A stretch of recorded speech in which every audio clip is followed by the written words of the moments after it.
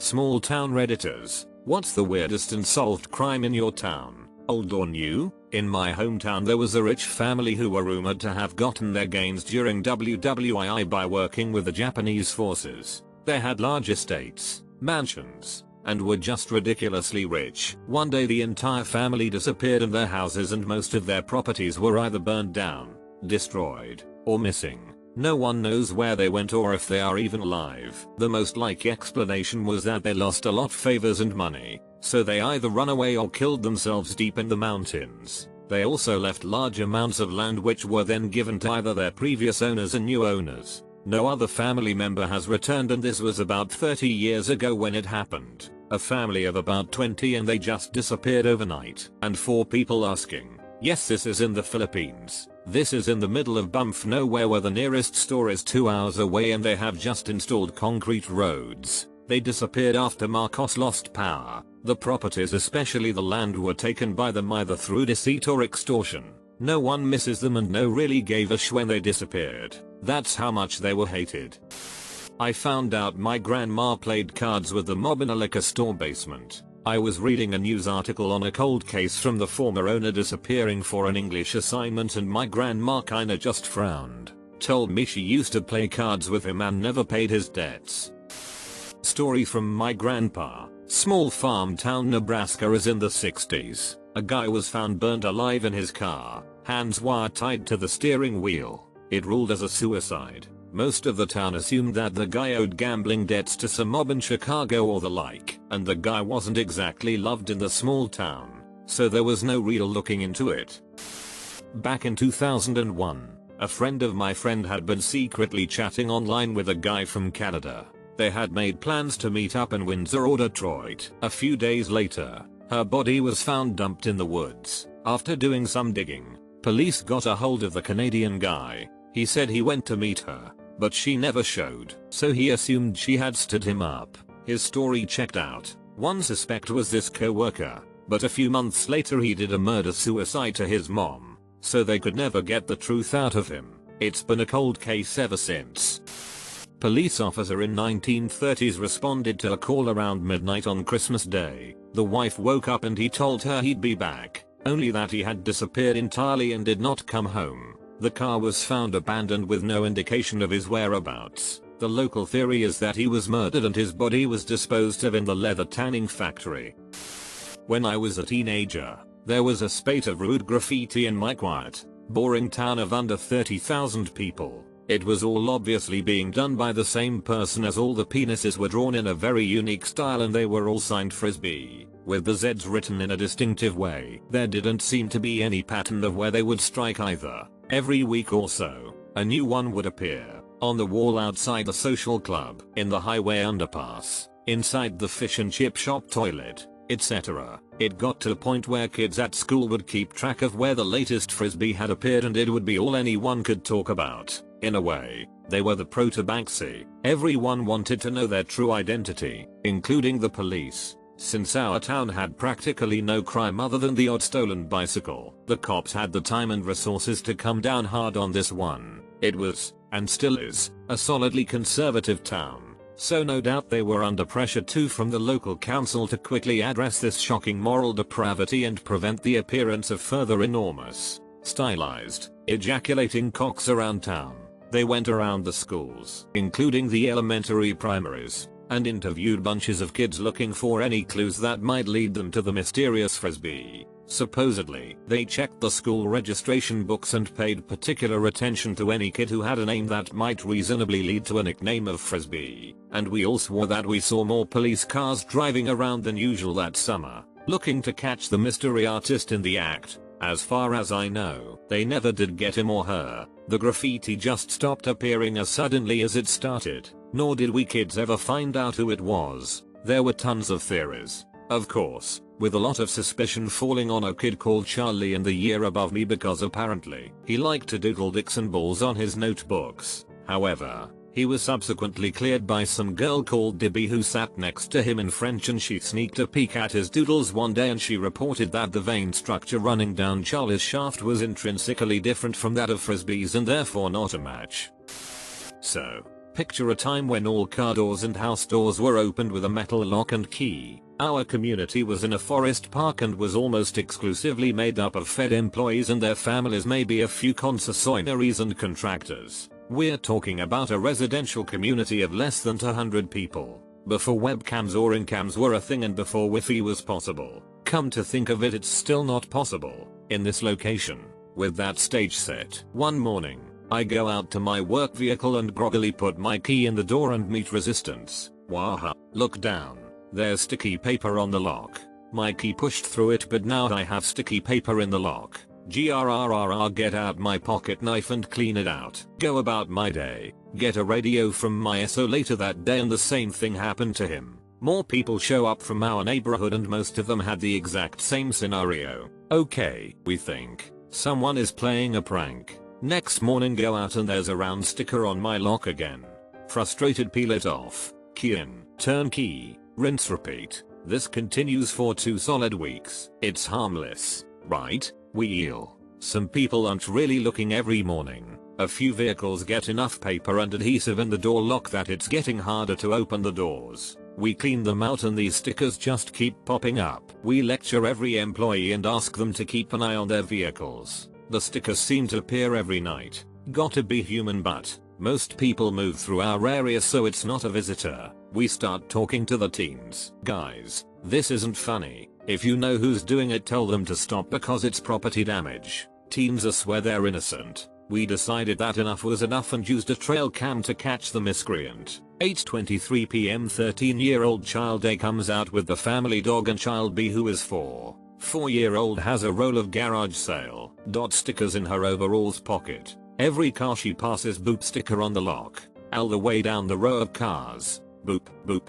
13-year-old is 5-10 feet ahead, watching the dog and picking up dog waste. Doesn't even really notice. We named her the Sticker Bandit. Felt like the most evil supervillain taking her stickers away.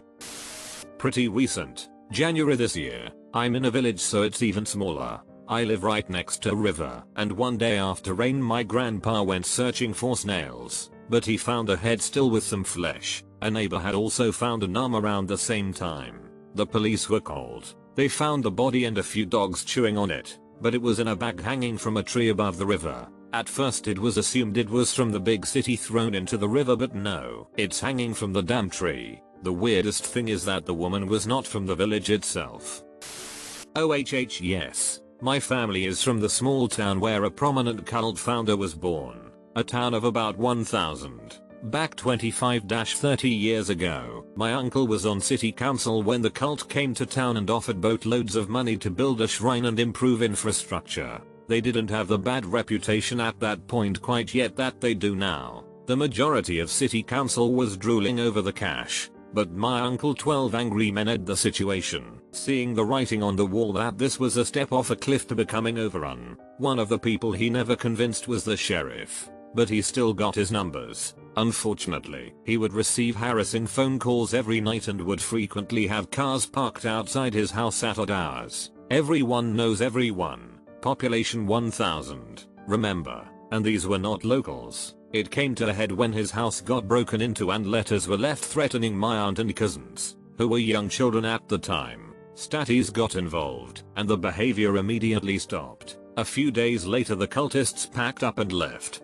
Officially, the threats and break-in were never solved, though every once in a while they would still get odd phone calls and blank letters in the mail. Yay, anthrax scare. Unofficially, everyone knows. A few years later my uncle and family moved out into the country, and all the harassment stopped. A few years ago in my town an old man was sitting in his car at 5 AM, waiting for the newspapers for his route to be dropped off. He was parked on the main street, but it would have been empty that early in the morning. It was a warm summer morning so he had his window open. As he waited someone rolled up on a bike and whacked him multiple times in the face with a machete and rode off. The old guy was able to drive himself to the hospital and ended up being physically fine, despite some pretty horrific looking wounds, but the attacker was never found. This was a few years ago and there has been zero follow-up. It's one of those inexplicable things that stuck with for the last few years since it happened. Who would do something like that? I have to assume it was somebody high on something. I hope he or she, let's face it likely a he, gets what's coming to him. In 2003 in my hometown, someone decided to burn down a playground. This was in a very small rural town. The nearest playground aside from that one was 15 miles away. This playground was decent sized too, and I believe it was made possible by a donation from someone in town. It was mostly wood with rubberized mesh, steel bars, and large plastic slides. Nobody ever figured out who did it. The crime was solved, but why it happened is still unknown. I lived down the road from a small store. A guy walked in there, shot the girl behind the counter, and then himself. They were complete strangers to each other. It's been 4 years, and still no one knows why he did it. The road was renamed after her.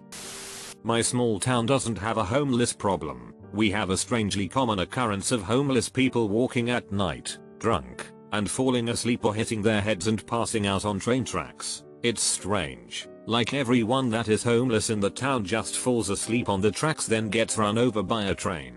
So yay, virtually zero homeless people ever.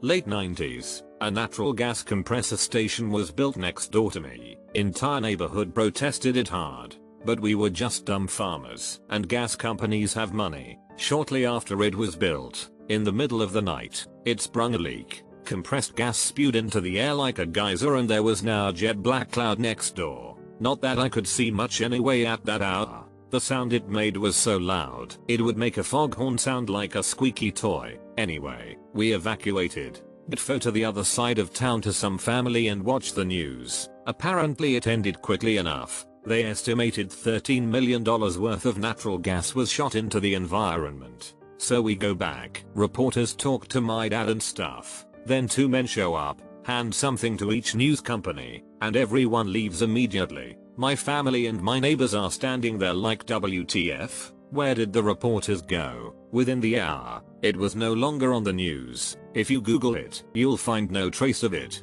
They just made that story disappear. Many years ago, a house up the street from us burnt down. By the time firefighters got there, it was completely engulfed and a new home would have to end up being built. The man who lived there set it ablaze on purpose not long before going upstairs and shooting himself. Although his house was in complete destruction, with the fire yet to be put out, nobody expected him to be alive. This turned out to be true, but what they weren't expecting was that his body wasn't burned at all. The flames had avoided his body completely. It's unsolved because no one really knows why he killed himself or what the purpose was of burning down his house in the process. It's also a mystery as to how the fire didn't reach him.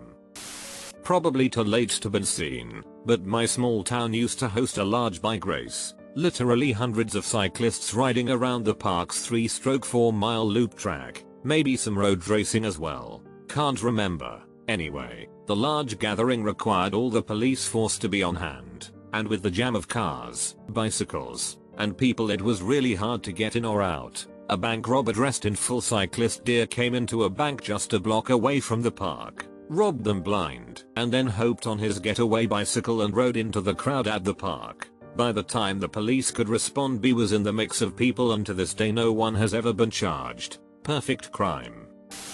So this is not exactly unsolved, just unprosecuted. A school shooting by a boy about 16 years old killed a girl and wounded another before he was stopped. The boy had killed his mother and his dog before coming to the school that day. This was about a year before the Columbine shooting. The boy was quickly prosecuted and dispensed with forever into the state prison system.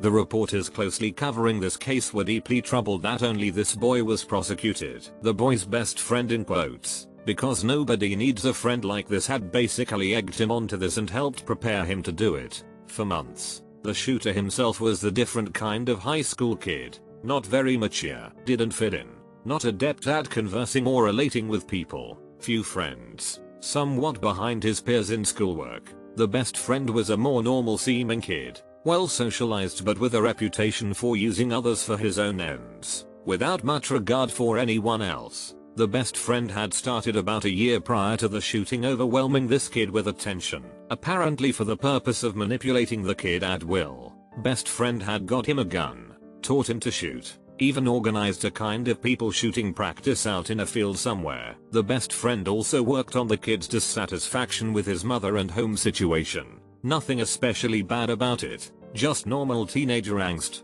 and the kid's anxiety over his inability to connect with other students, especially girls he liked. The manipulative friend had also worked on desensitizing the eventual shooter to any empathy for anyone else. Friend even got him to abuse his beloved dog. Some people thought that until this new best friend stepped in. Due to his poor social skills, the dog had actually been the kid's best friend. A lot of what they did was reflective of things the Columbine shooters did in a long preparation cycle. Even though this all happened in a different part of the country about a year before the Columbine shooting, all during the time the two boys were preparing for this shooting day, it was months the friend pretended that he was also going to be part of the shooting as well. They were going to do it together. The friend only backed out of the plan that morning with some excuse, but he pressured the boy to go through with it anyway, to follow the plan to kill his mother, single parent, and dog, then go to the school and kill a particular girl. He did, and anyone else he could manage to shoot. The two boys were on the phone with each other throughout.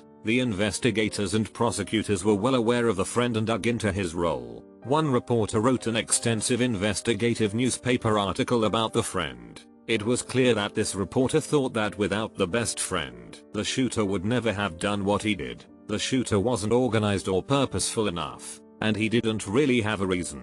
But in the end, the prosecutors felt that they could not make a legal case against the best friend for the murders. So the best friend skated, even though those who knew the whole story knew that without the best friend, there would have been no shooting.